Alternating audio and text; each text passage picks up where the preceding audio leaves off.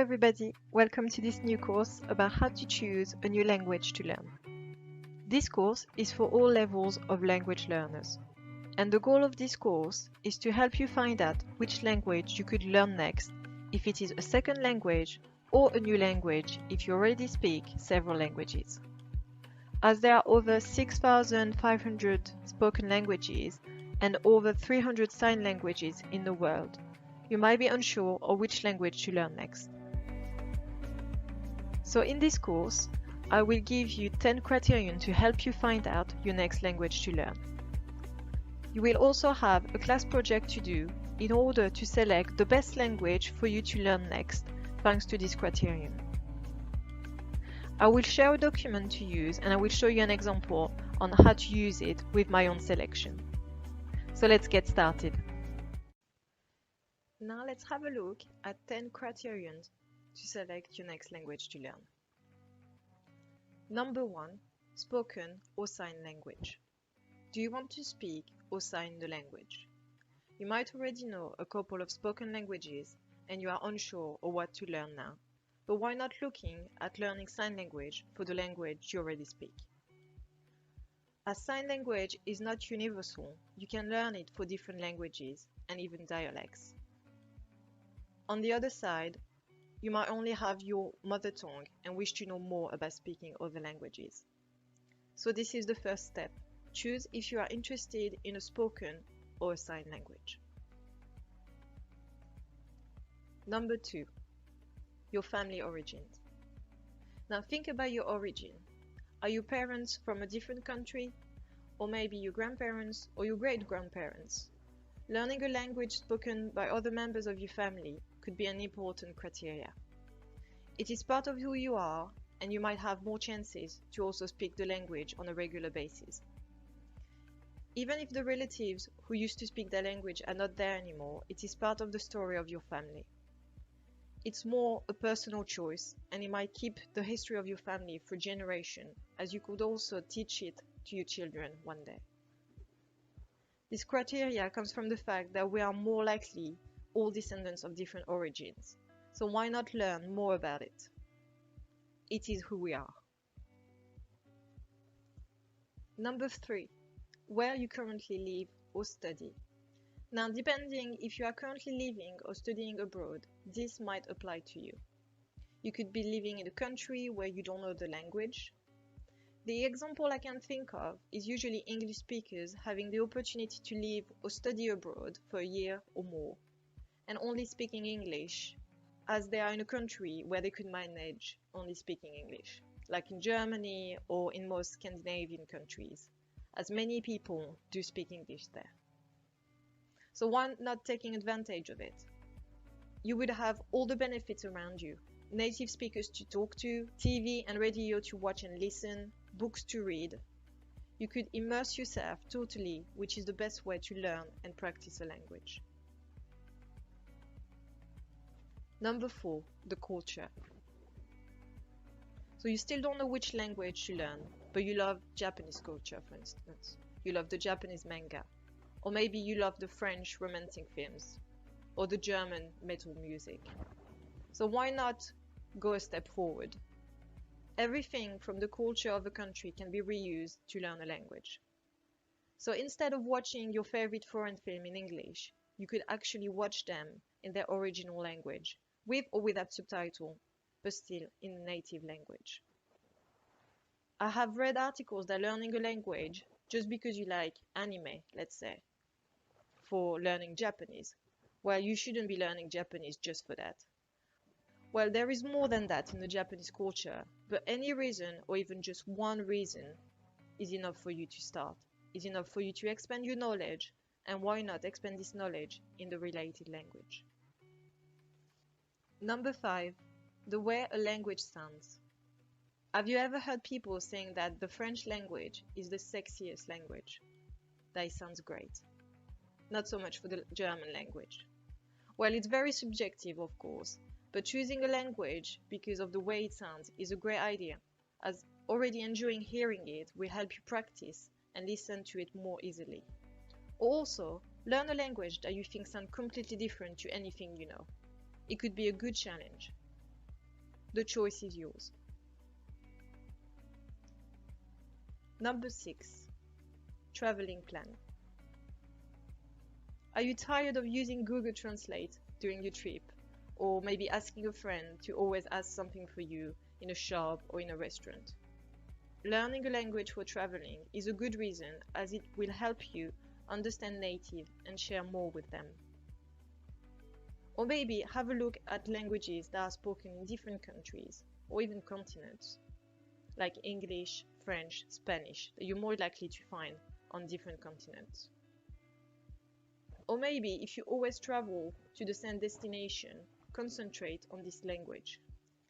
English is obviously a better option as it is an international language, but sometimes the local language might be a better option, as in France, we're not really good at languages and we keep speaking French, no matter how much you would speak English to us. So think about it. Is the country you're gonna go on holiday is more likely to gonna speak English back to you, or is it worth learning the language of that country? Look at your traveling plans. One language might be more relevant than others. Number 7, proximity and availability.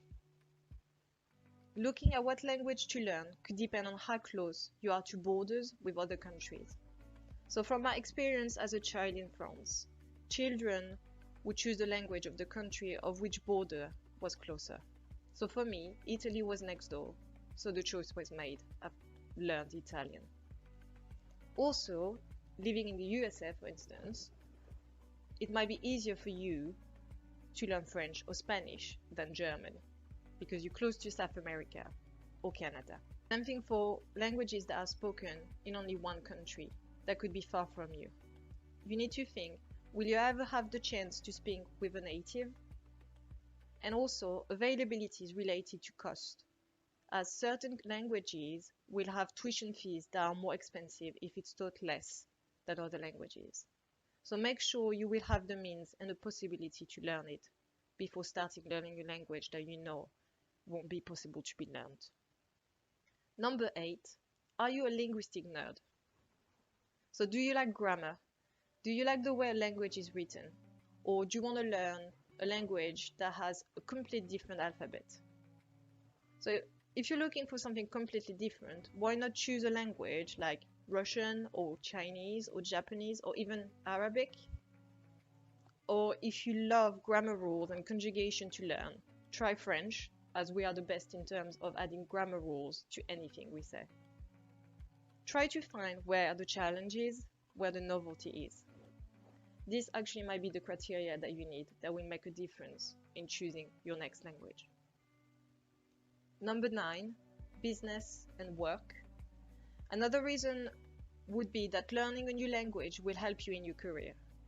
So you could start with English, as it is an international language, but also French if you live in Europe.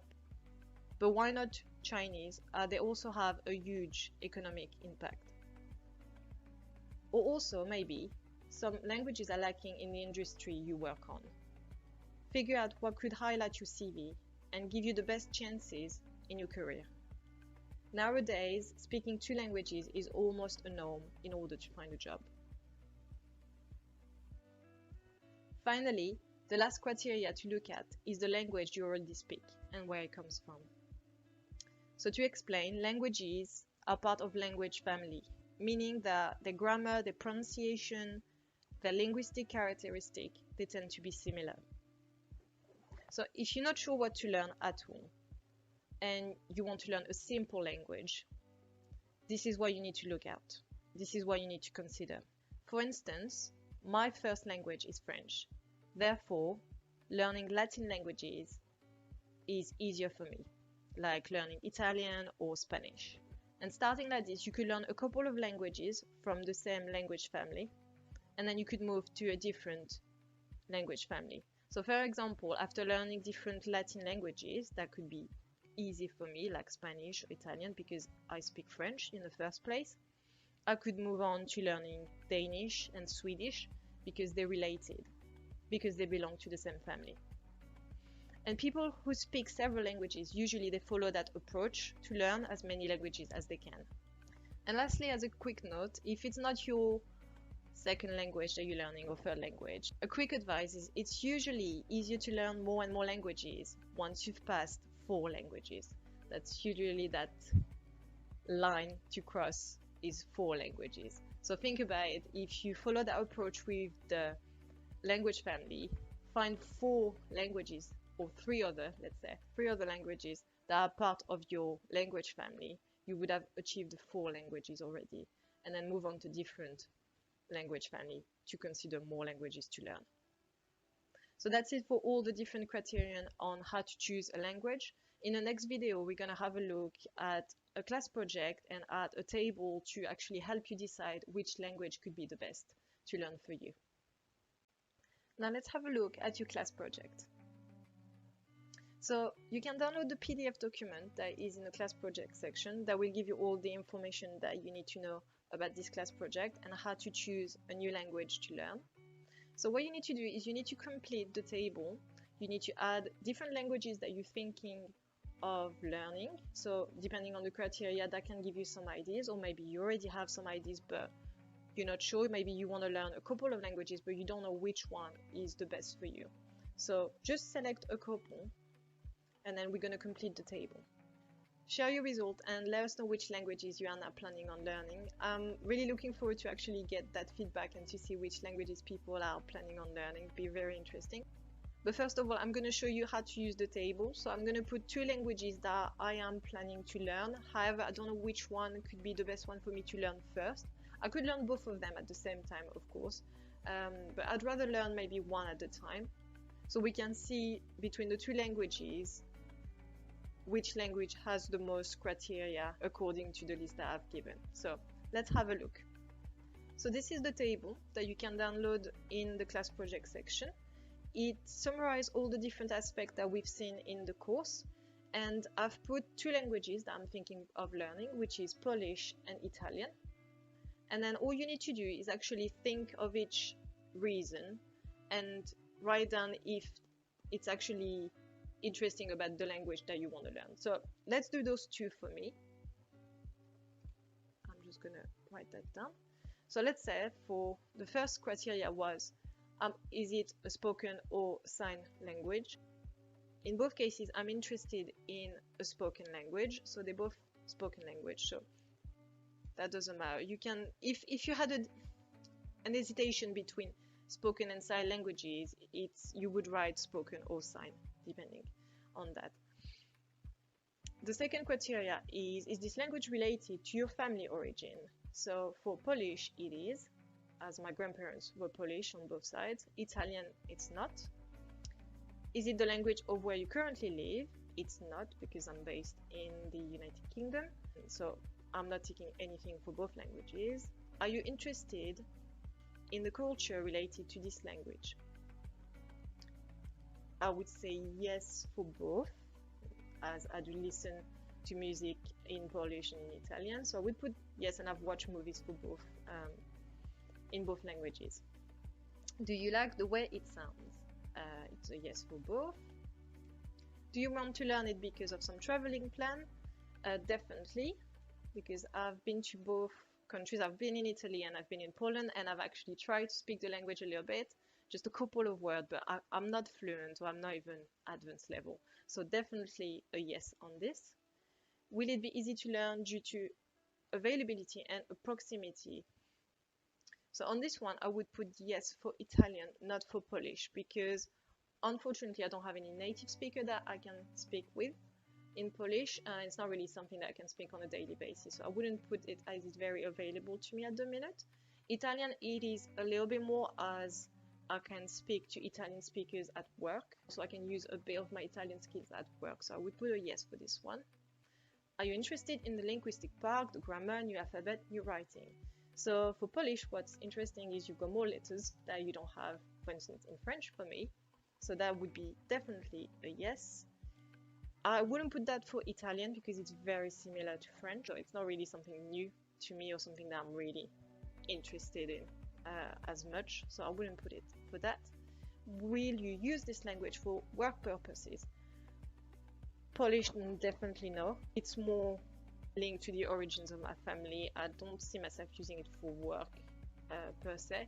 Italian, yes, because it's something that I've tried to use in my previous experiences. And finally, is it a language which is part of the same family of languages that you already speak? Polish, no, it's a Slavic language. Italian is a Latin language, and my first language is French.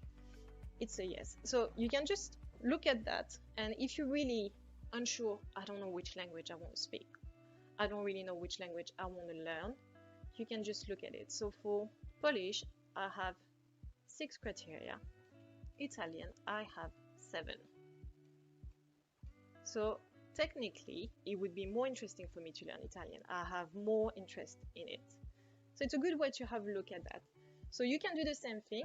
Look at each criteria that can give you ideas of languages that you could learn in the first place. If you don't have any, then put them in the column of different languages and tick them according to your interest. You can put more than 2, that's just an example from the document, but you can print the document more than once and add more languages if you need to. So that's your class project if you want to have a look at it, and please don't forget to share it back in the section so we can have a look at the different results that we're going to get from different students. Thank you very much. So well done everybody, we are at the end of the course, so let's have a look at what we've done today. So now you know how to choose a new language to learn depending on the following criterion that we've seen. So let's summarize what we've seen. So you can look if it is a sign or spoken language, if it is related to your origins, if it is where you live, it is the language where you live, if you have an interest about the language culture, you like the way it sounds, if it is related to traveling plans, if it depends on the availability of learning the language, if it's about your interest about linguistics, grammar or alphabets, if it can help you for work purposes, and if you already speak a language from the same family language. Remember that you can always help yourself choosing a new language through these criterions, and also select a couple of languages and see which languages is related to the most criterions to make your decision. Learning a language should not be a burden, but something that you will enjoy and that will bring personal growth and help you expand your knowledge. So I hope you enjoyed this course. Don't forget to share your results in the discussion section and let me know which language you're planning on learning soon. Thank you very much. See you soon. Bye.